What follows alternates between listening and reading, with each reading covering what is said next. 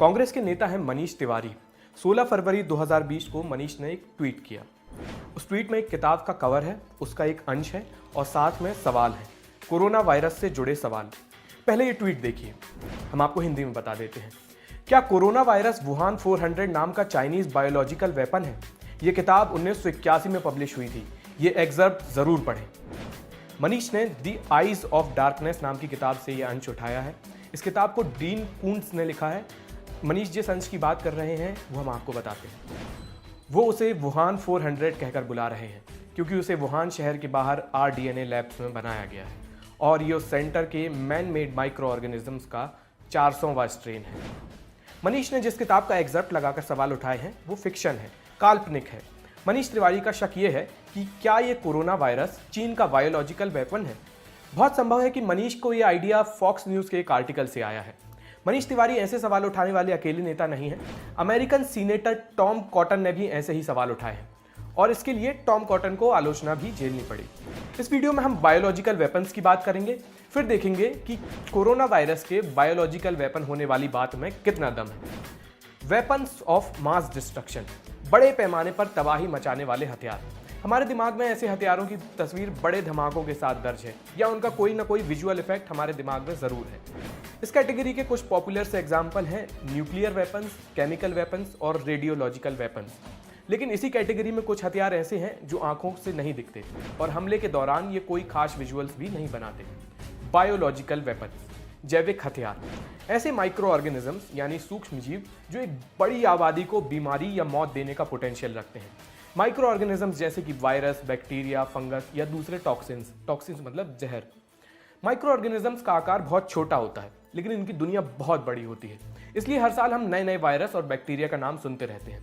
अमूमन हम इनका नाम तभी सुनते हैं जब किसी बीमारी की शक्ल में ये आते हैं। पहले बायोलॉजिकल वेपन्स का डर छोटे लेवल का हुआ करता था। पुराना तरीका ये था कि जिन माइक्रो ऑर्गेनिज्म से महामारी फैलती थी उन्हें कंटेन करके रख लिया जाता था, सुरक्षित रख लिया जाता था।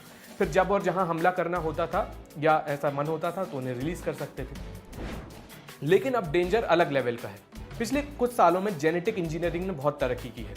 जीन मतलब किसी जीव की बनावट तय करने वाली सबसे बुनियादी इकाई, वो रेसिपी, वो फॉर्मूला जो ये तय करता है कि किसी जीव की संरचना कैसी होगी। और जेनेटिक इंजीनियरिंग का मतलब है जीन्स के साथ अपनी सुविधानुसार बदलाव करना। जहां एक और इस टेक्नोलॉजी से बेहतरीन क्वालिटी के पेड़, फल फूल और रोग मुक्त जीव बनाए जा सकते हैं, वहीं दूसरी ओर इससे भयंकर डेंजरस माइक्रो ऑर्गेनिजम्स बनाए जा सकते हैं। बायोलॉजिकल वेपन्स के संदर्भ में इसका हासिल ये है कि लैब में किसी मासूम से वायरस के जीन्स में छेड़खानी करके उसे जानलेवा बनाया जा सकता है। आप इसका डेंजर कोरोना वायरस के एग्जाम्पल से ही समझिए। फिलहाल हम ये जानते हैं कि कोविड-19 नाम का कोरोना वायरस वुहान के एनिमल मार्केट से निकला है। मतलब इसका एक ही एपिसेंटर है और वो भी एक आर्थिक रूप से समृद्ध देश में। मान लीजिए इसी वायरस को कोई टेररिस्ट ऑर्गेनाइजेशन तबाही मचाने के लिए स्ट्रेटेजिकली इस्तेमाल करे तो अगर इसके लिए एक से ज़्यादा एपिसेंटर्स हों, कई एपिसेंटर्स हों, अगर ये किसी एक ऐसे देश में फैलने लगे जिसकी क्षमता इसे ना रोक पाने की हो तो हमारा मकसद आपको डराना नहीं है। ये बातें हम इसलिए बता रहे हैं या पूछ रहे हैं ताकि आपको बायोलॉजिकल वेपन्स के डिस्ट्रक्शन लेवल का अंदाज़ा लग सके। कोई देश बायो वेपन्स का इस्तेमाल युद्ध या किसी भी तरीके से नहीं कर सकते हैं। इसके पीछे यूनाइटेड नेशंस का एक कन्वेंशन है, द बायोलॉजिकल वेपन्स कन्वेंशन। 26 मार्च 1975 से प्रभाव में आया ये कन्वेंशन सभी सदस्य देशों को बायोलॉजिकल वेपन्स बनाने, डेवलप करने और जमा करने से मना करता है। और मौजूदा संदर्भ में ये बताना भी जरूरी है कि चीन ने इस बायोलॉजिकल वेपन्स कन्वेंशन पर दस्तखत किए हैं। लेकिन इस कन्वेंशन पर दस्तखत करने का मतलब ये तो नहीं है कि चीन बायोलॉजिकल वेपन्स बना ही नहीं सकता। तो अब बड़े सवाल पर आते हैं, क्या कोविड-19 नाम का कोरोना वायरस चीन का बायोलॉजिकल वेपन है? अमेरिकन सीनेटर टॉम कॉटन ने कहा है, ये वुहान वायरस के एनिमल मार्केट से नहीं निकला है। हम ये नहीं जानते कि ये कहाँ से निकला है, लेकिन हमें इसकी जड़ तक जाना होगा।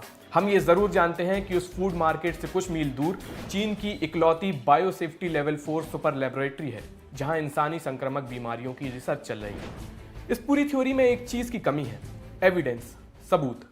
ये बात खुद टॉम कॉटन भी मानते हैं। अमेरिकन मीडिया में ये बायोलॉजिकल वेपन वाली ये थ्योरी पहले ही डिस्कस हो चुकी है और इसे कॉन्स्पिरेसी थ्योरी कहकर खारिज भी किया जा चुका है। वैज्ञानिकों का भी इस पर यही मत है। न्यूयॉर्क टाइम्स के मुताबिक जिन वैज्ञानिकों ने इस कोरोना वायरस को स्टडी किया है उनका कहना है कि ये सार्स और उन कोरोना वायरस से मिलता जुलता है जो चमगादड़ों से आते हैं। ये संक्रामक तो है, लेकिन इसका ज़्यादातर खतरा बुजुर्गों और जानलेवा बीमारियों से जूझ रहे लोगों को ही है, जो कि इसे कम प्रभावशाली बायोलॉजिकल वेपन बनाते हैं। दी वॉशिंगटन पोस्ट से बात करते हुए MIT के एसोसिएट प्रोफेसर विपिन नारंग ने कहा कि हमारे पास इसका कोई ठोस सबूत नहीं है इसके बायोलॉजिकल वेपन होने का। केमिकल बायोलॉजी के प्रोफेसर रिचर्ड एब्राइट ने बताया कि इस कोरोना वायरस के जीनोम सीक्वेंस में ऐसा कुछ भी नहीं जिससे लगे कि इसे लैब में इंजीनियर किया गया है। बाद में टॉम कॉटन ने भी अपनी सफाई में कहा है कि मैंने कभी नहीं कहा कि ये कोरोना वायरस एक बायो वेपन है, मैं तो बस ये कह रहा हूं कि हम इस संभावना को नहीं नकार सकते। तो आखिरी में बात वहीं अटकती है, सबूत।